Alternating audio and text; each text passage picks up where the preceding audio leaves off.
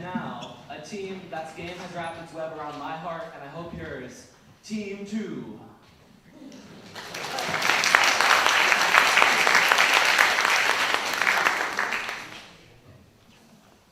Good morning, America. We're Team 2, and I'll bring you on our journey to the nest. I'm Min, producer and programmer. I'm Sahil, a programmer. I'm Zijin, an artist. I'm Harry, an artist. I'm Tristan, a programmer. I'm Daniel, a sound designer. Our initial idea is to make a local multiplayer game, where 2 players are bound on a string, and they must cooperate to move through obstacles, fight enemies, and protect a card. This is our demo.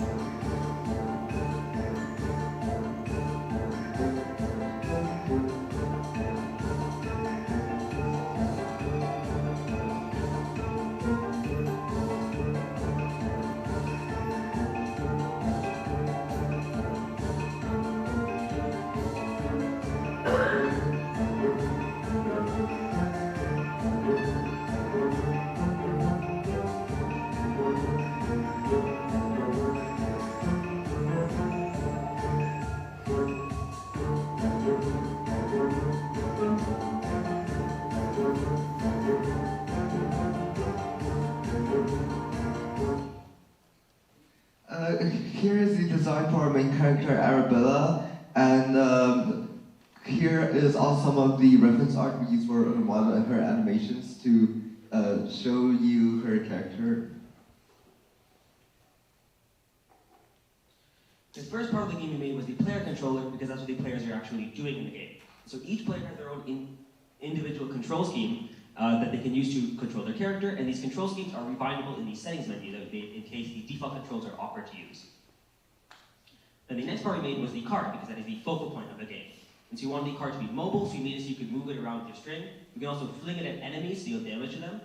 When the card takes damage, it will show on the card by removing some layers and showing the eggs that are inside. And most importantly, when the card dies, you die. The string is the core mechanic of our game, and due to the complex requirements, we have to program all the mechanics of it ourselves. That include like string flipping, string simulation, applying force, and allowing players to pull objects and pull themselves. Players can also slingshot cards and also wrap around objects and deal extra damage to enemies. We will provide feedback when we stretch the string by making it thinner. The next thing we made was the wave spawner. So enemies in this game spawn in waves, and each wave spawns enemies in packs. They're basically just small packs of enemies. Once the wave has spawned enough packs, it will spawn them every few seconds. It will stop spawning enemies until the player has killed all the enemies, in which case the wave will end, and then the next wave will start. Alright, so pre-interims, we designed 4 different enemies, each with their own abilities. We started off with the basic ant, it just moves straight towards the card. It's simple, it's easy to fight against, so we made something a bit more complicated. We moved on to the sprinter ant. The sprinter ant will stalk around the card, it's going around in circles until there's an opportunity, and then it will rush in towards the card. And we also have the honeypot, which explodes upon death or when it gets close to the card, dealing massive damage. And also the zap ant, which lobbs projectiles that stun the player, which acts as more of like a support enemy. Here are the pre-interims designs for our ants, and as you can see, they are color-coded for the players to have better visibility. These ants all have voice lines, so I'll play randomly throughout the game. Thank you, Mason, for voice acting. Here's the regular ant. Here's a damage sound. And a death sound. For our environments, we decided to go with the swamp theme, and in order to accomplish this, we referenced real plants from swamps, such as cattails, papyrus, swamp lilacs, and mangroves. Here's the assembled environment in Unity pre-interims with the cell shader applied. And we eventually decided to resize some of the models because you can see here they're kind of obstructed. And then next was the inner enemies. So this is halfway through the project. Here we current state of the game to the TAs, and then they gave us some feedback on what we could do to improve it. For music, I think you heard some of the themes in the slideshow. We went for a more orchestral theme with driving drums and electric guitar in the back to provide that exciting feeling and more chaos. Here is also the title screen, which I cooperated with CJ on. And here's the end screen, which has a contrasting sort of vibe. It's more depressing. And we also made upgrades to add more variety to the game and give the players this progression. So how this works is once you've killed enough enemies, at the end of the wave, you'll get the choice between either fully healing your card or getting one of 3 permanent upgrades, of which there are 20 in the game. And so it adds this fun risk reward of do you want to heal your card and survive in the short term, or do you want to take one of these permanent upgrades to be stronger for the long term?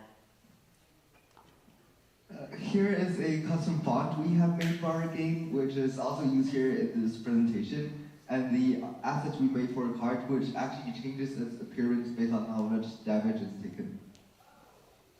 In terms of more UI assets, we decided to make them spider themed. So you can see on the buttons, there's little spider icons. And we also themed our upgrade icons around the player Arabella. We want to make the game infinitely replayable so you can have hours of fun and screaming at your friend. So we add a random path and a random map size with walls lined with bushes. Then we create random objects and obstacles and decorations in the map and troop around the map. The ground also expands as you move, so you always have a grass at the bottom. Alright, so after interims, we decided to design 3 more enemies just to add more variety in the game. We started off with the ghost moth. It's similar to the ant, except it faces through the string. It's only the other enemies that you have to wrap around and kind of strangle out. This one, you more hold the string over to damage it. Then we made the flare wake. It can burn the string with its tail. When it gets close to the cart, it will spin around, aiming its tail towards the cart. So you have to be careful when killing that one. And then the beetle, another ranged projectile enemy that shoots projectiles from a distance towards the cart and will run away if you get close to it, though those projectiles can also be bounced back and used to damage other enemies. So as the game gets more and more chaotic, we want our enemies to feel very distinct. One way we can do that is by having very simple designs and very simple color schemes.